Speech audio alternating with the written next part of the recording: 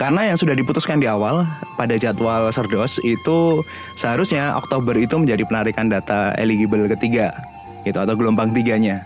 Tapi pada kenyataannya kita bisa tahu bahwa halo, selamat pagi, siang, sore, malam teman-teman channel Wiro Sasono. Kesempatan kali ini saya pengen ngobrolin berkaitan dengan sertifikasi dosen lagi.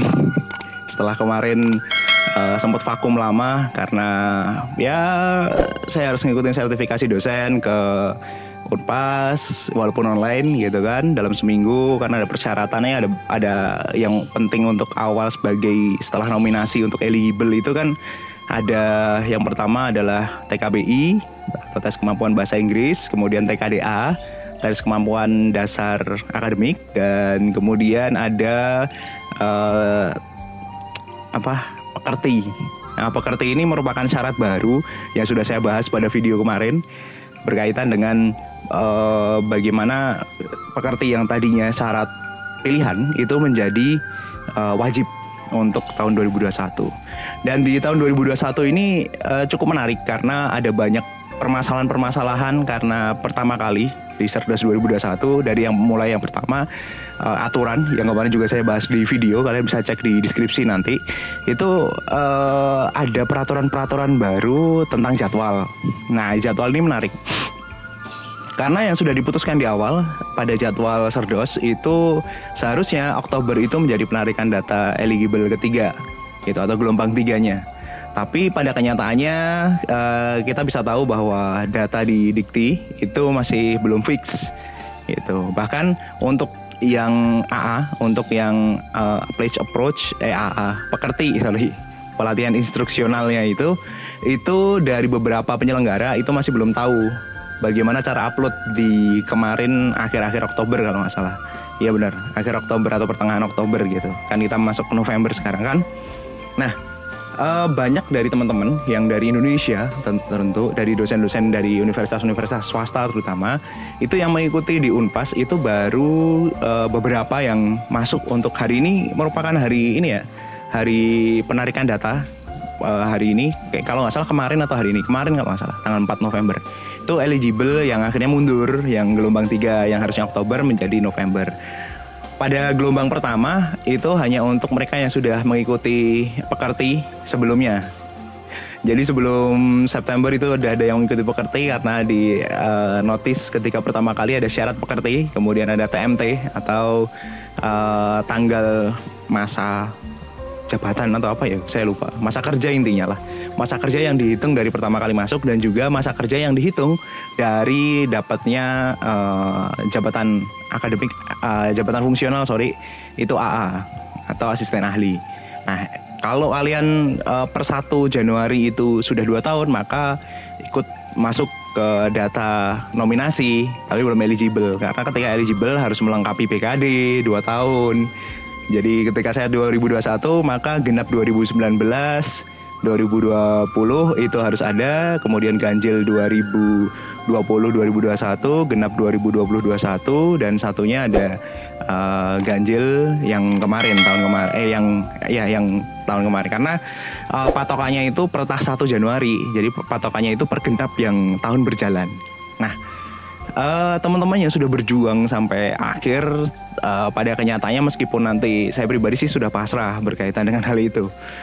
Karena penyelenggara pekerti juga sudah mengirimkan ke Dikti, tapi ada beberapa orang layaknya saya itu belum masuk datanya.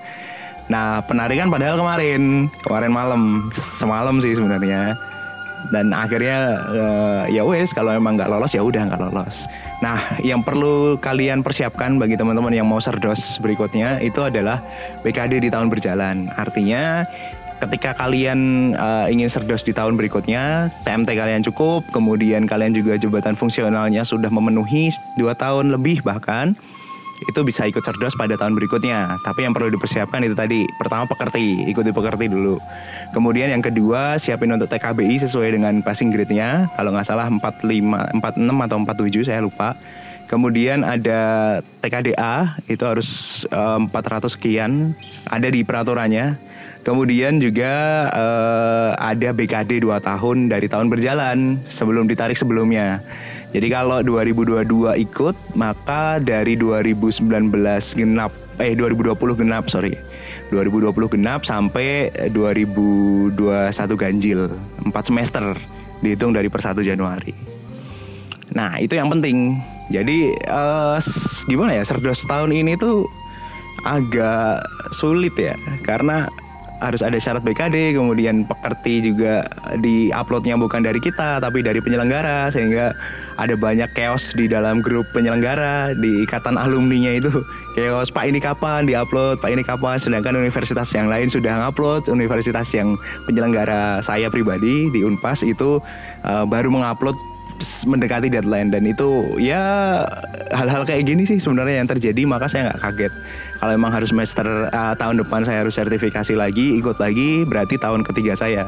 Karena tahun pertama kemarin lulus, TKBI, TKDA lulus, kemudian juga syarat sebagai nominasi juga lulus, tapi akhirnya loss gara-gara kuota. Pahit itu. Jadi perserdosan cukup rumit. Setiap tahun kebijakannya berganti, tapi juga infrastrukturnya belum tough. Maka saya mikir sih perserdosan tuh hanya rezeki sih. Kalau emang rezeki ya bakal dapat, kalau enggak ya wes gitu. Ya mau gimana? Untuk profesionalitas dosen kayak gini tuh nggak bisa dipaksain ya.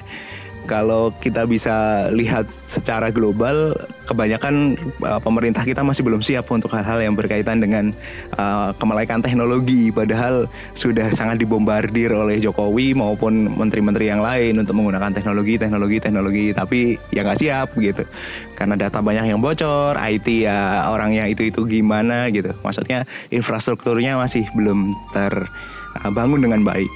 Nah, itu tips saya untuk Serdos kali ini, dan ini mungkin sebagai video penutup, sebagai berkaitan dengan Serdos 2021. Kalau kalian melihatnya di tahun-tahun ke depan, maka kalian bisa belajar dari kami yang mungkin gagal karena masih belum tahu juga apakah nanti diperpanjang atau seperti apa, karena syarat saya kurang pengerti. Nah, setelah saya masuk nominasi, apabila masuk, kalian akan dihadapkan dengan membuat video pembelajaran. Jadi ngobrol kayak gini itu bersama dengan teman-teman, mau menggunakan Zoom, Google Meet atau aplikasi yang lain, LMS dan lain sebagainya. Yang terpenting adalah menyampaikan salah satu materi dari mata kuliah yang kita ampu.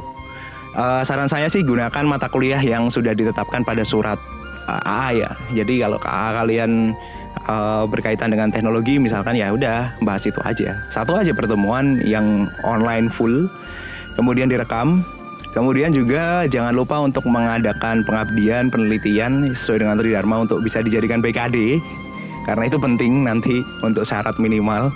Karena banyak teman-teman saya yang gugur juga karena BKD tidak lengkap. Jadi misal ditarik 2 tahun yang lalu dia nggak ngelakuin BKD gitu, nggak ngelakuin penelitian atau nggak ngelakuin pengabdian, maka ya mau nggak mau harus nunggu 2 tahun lagi atau nunggu 1 tahun lagi apabila sudah terpenuhi.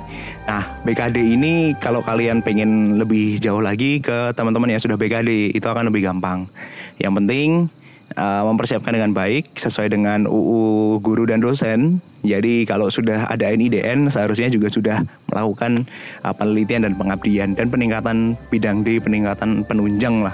Ikut seminar, kemudian ngisi pemakalah dan lain sebagainya. Nah, itu semua aturannya ada, bisa kalian cari juga. Kemudian apa lagi ya? Udah, itulah sebagai video penutup lah.